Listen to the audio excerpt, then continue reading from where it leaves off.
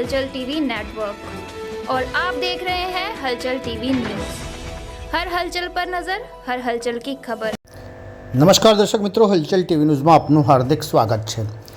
NEET UG 2024 પર રાહુલ ગાંધી દ્વારા ફેલાવવામાં આવેલા જૂઠાણા અને અરાજકતાના ઇરાદા માટે જવાબદારીની માંગ કરી રહ્યો છે એના સવાલ સાથે આણંદ સાંસદ મિતેશ પટેલે ગઈકાલે સુપ્રીમ કોર્ટના નીટ યુજી 2024ના નિર્ણય પછી વિપક્ષની ભૂમિકા હવે સંપૂર્ણપણે સ્પષ્ટ થઈ ચૂકી છે।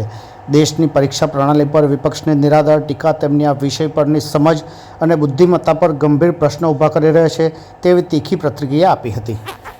નમસ્કાર। સુપ્રીમ કોર્ટના નીટ યુજી 2024ના નિર્ણય પછી વિપક્ષની ભૂમિકા હવે સંપૂર્ણપણે સ્પષ્ટ થઈ ગઈ છે। દેશની પરીક્ષા પ્રણાલી પર વિપક્ષની નિરાધાર ટીકા તેમની આ વિષય પરની સમજ અને બુદ્ધિમત્તા પર ગંભીર પ્રશ્નો ઊભા કરે છે। આંતરરાષ્ટ્રીય સ્તરે પ્રખ્યાત આપના ડોક્ટરોને નીચા બતાવવા અને તેમને ઓછા આંકવા તેમજ વૈશ્વિક મંચ પર આપણી પરીક્ષા પ્રણાલીની મજાક ઉડાડવાની જે રાહુલ ગાંધીએ ભારતીયોની યોગ્યતા અને શ્રેષ્ઠતા પર પ્રશ્નચિહ્ન મૂકીને તેમને અવગણ્યા છે। રાહુલ ગાંધી અને તેમના પક્ષે તેમના દ્વારા ફેલાવવામાં આવેલા જૂઠાણાની સંપૂર્ણ જવાબદારી લેવી જોઈએ।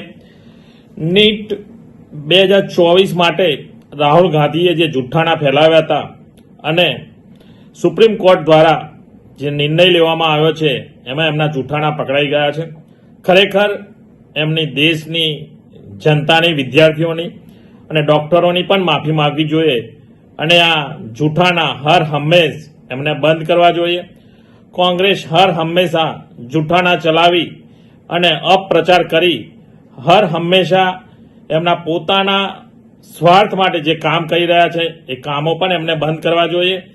ખરેખર કોંગ્રેસ એમની પ્રણાલીમાંથી બહાર આવી જોઈએ અને જૂઠાણા બંધ કરવા જોઈએ। ये है हलचल टीवी नेटवर्क और आप देख रहे हैं हलचल टीवी न्यूज़। हर हलचल पर नजर, हर हलचल की खबर।